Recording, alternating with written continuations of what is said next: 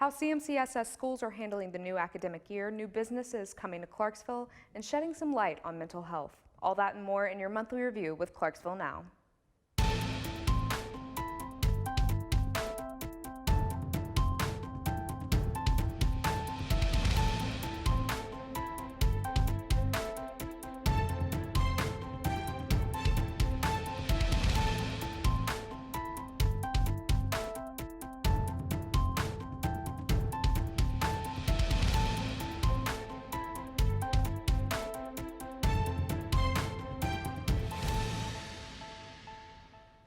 Welcome back to your monthly review with Clarksville Now. I'm Angela Peterson.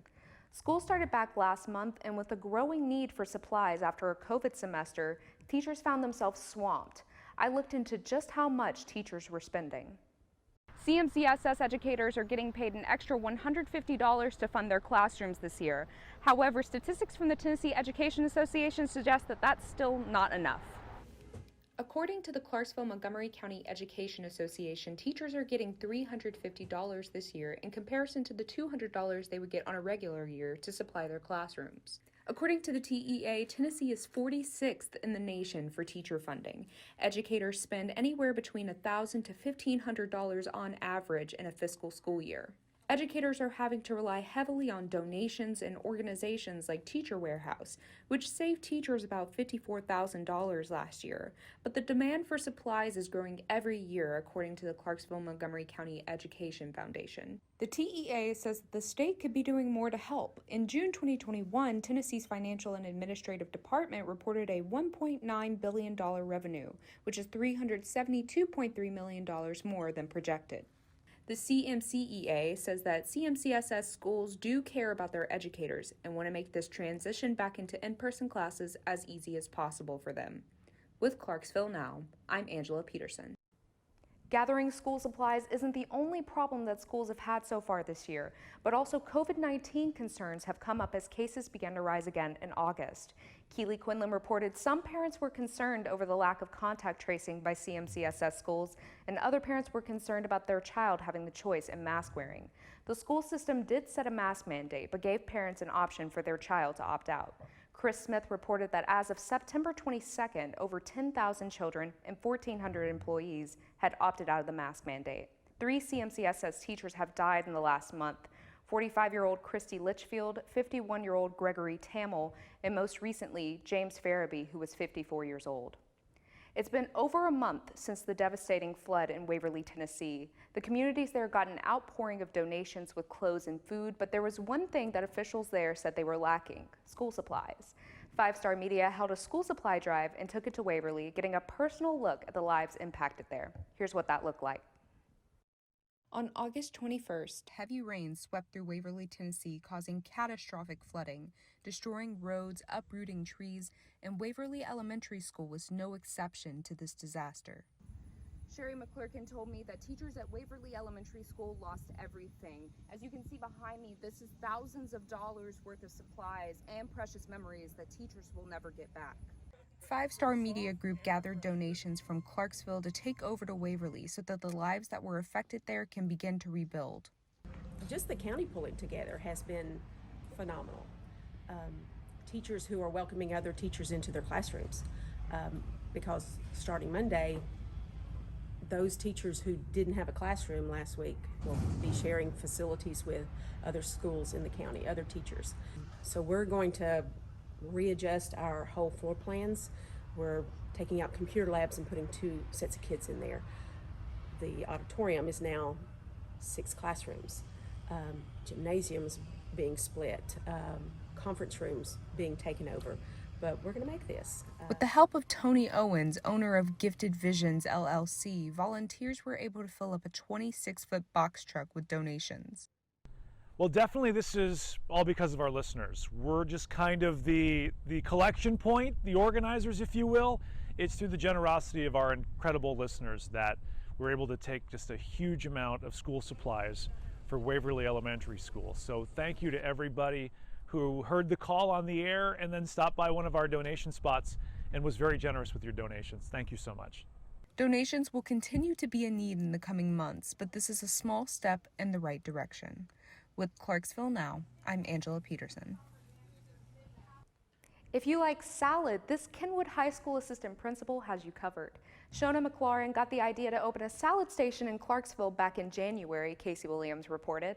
Despite the name, it has more than just salads. Along with a salad bar, they also sell baked potatoes, yams, and a variety of soups. Salad Station has plans to open at 882 Craft Street later this year. Clarksville Now Reporting will be back after the break.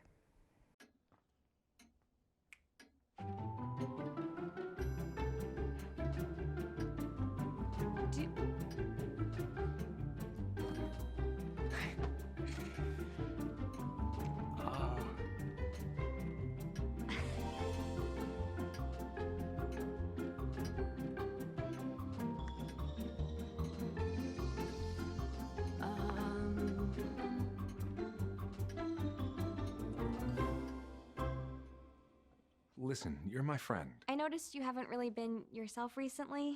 Yeah, I feel like something's up. How are you? Are you okay? Is there anything you want to talk about? I just want to know how you're feeling. And listen, even if you don't know what to say, I'm here to talk. No matter what you're going through, I just want you to know I'm here. I've got your back. When you want to talk, I'm here.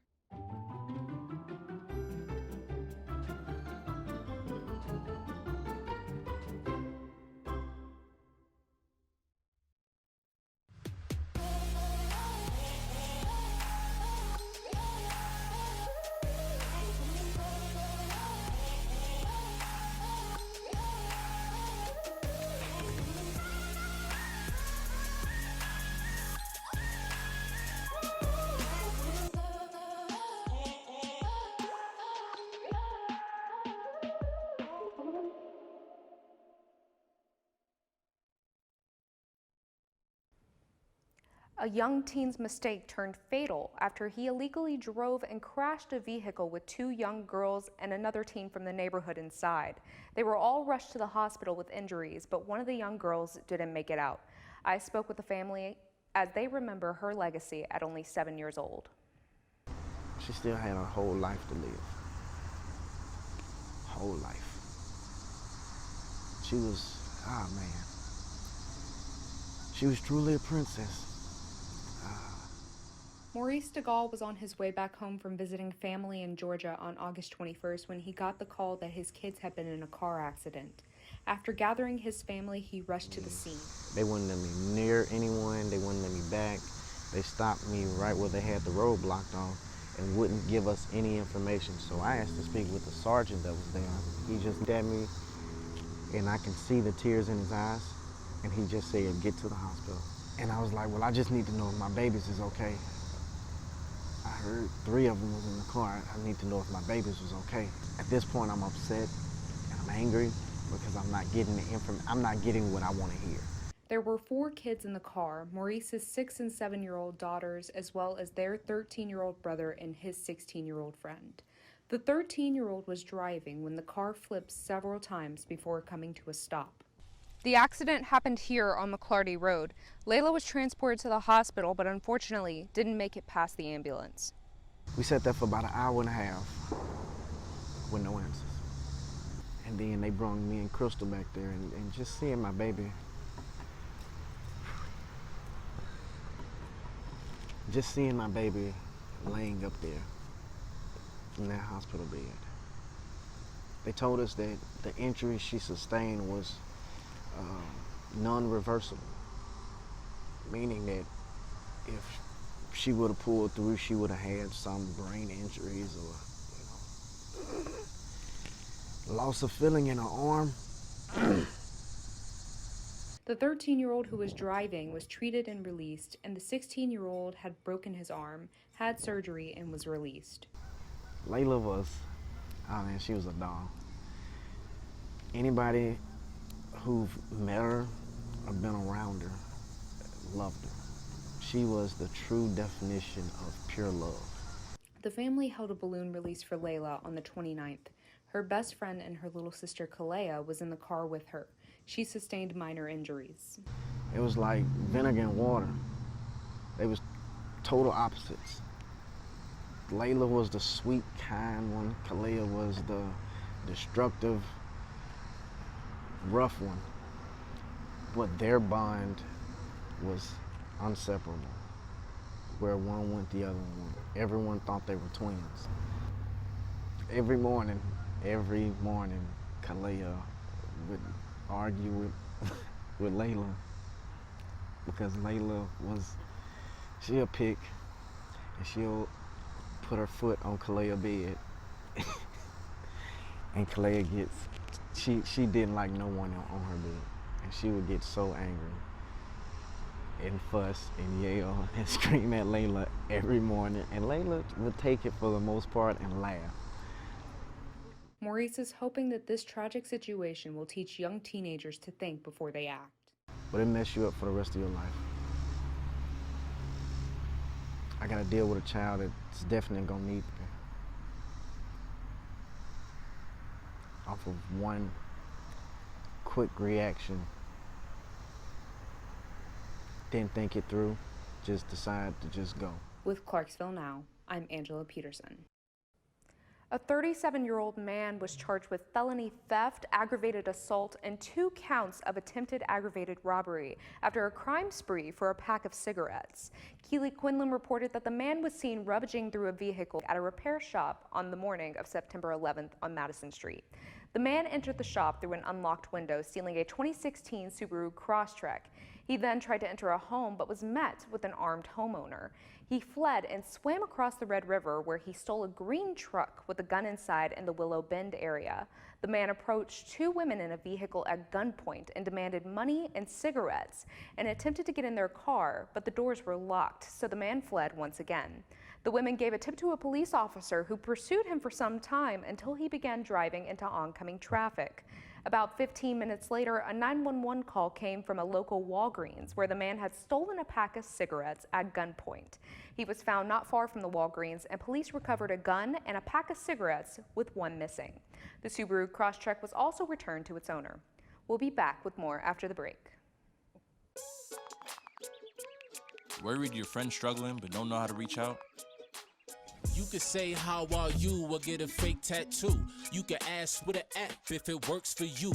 You could write them a text or knit them a sweater. If you can't be together, you could write them a letter. Whatever gets you talking.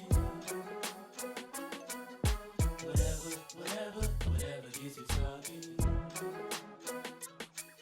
You could chat on the game, kick off your flip-flops. You could ask on your couch while you binge watch. However you do it, you gotta ask a friend. And if they don't share, you can ask again. Whatever gets you talking. Whatever gets you talking.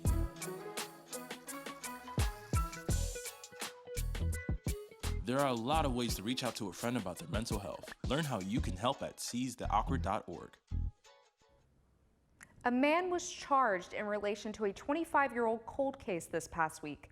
23-year-old Krista Bramlett was brutally murdered in 1996.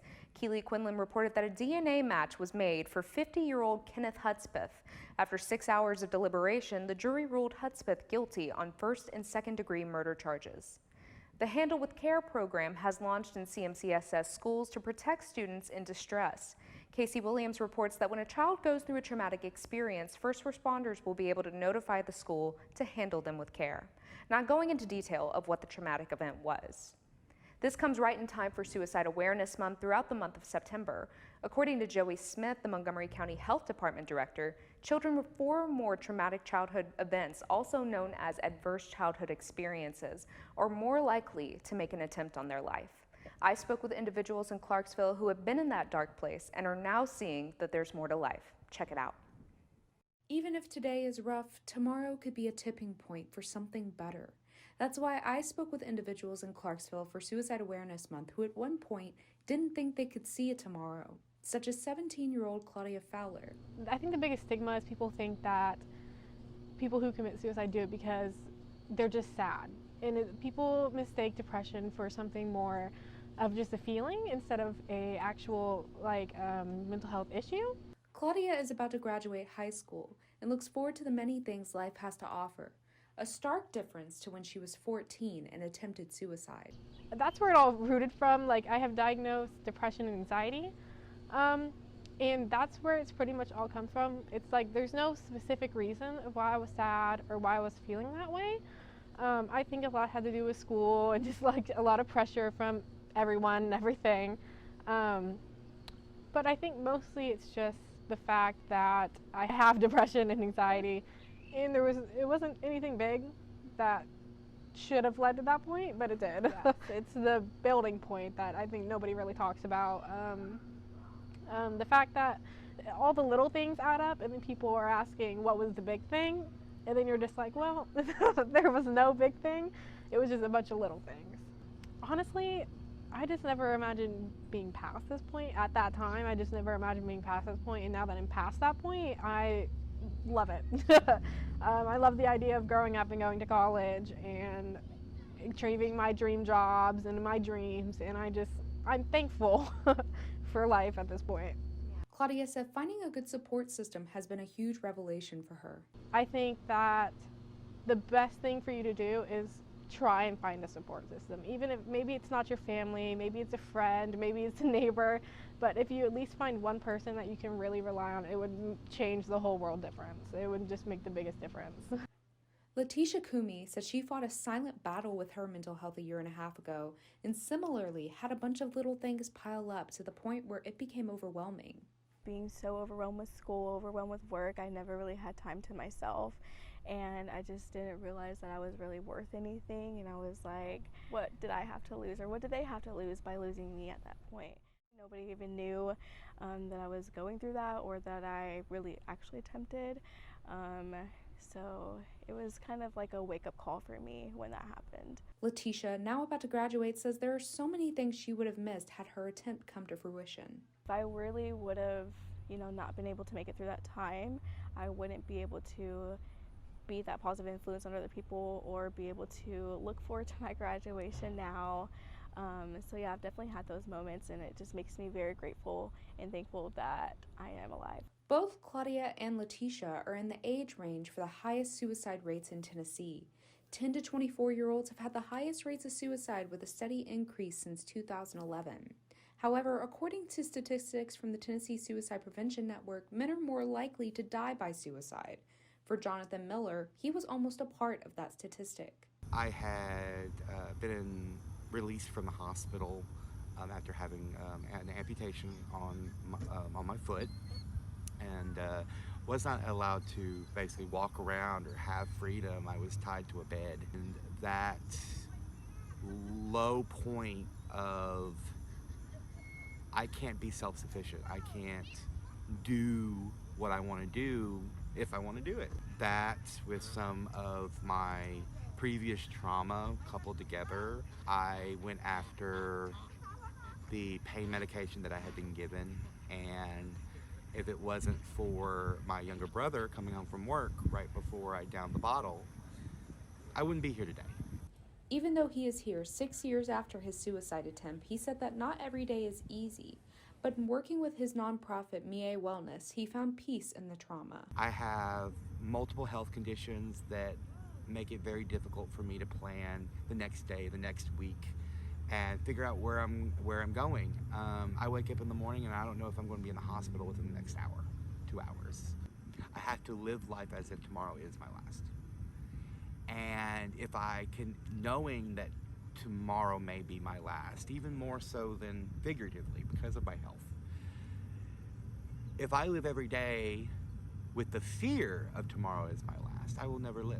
The advocacy work that I do in the nonprofit that I work for, seeing the changes that are actually happening, although they're slow, hearing from clients and people that I talk to about how my existence has helped them, that is a big reward, because without me still being here and turning all that turmoil and all that trauma into something so positive, those hearts might not have been touched. For more on suicide awareness and resources out there to help, you can go to our website. With Clarksville Now, I'm Angela Peterson. Thank you for joining me today. I'll be back next month with more news in your community. I'm Angela Peterson, and this has been your monthly review with Clarksville Now on APSU-TV.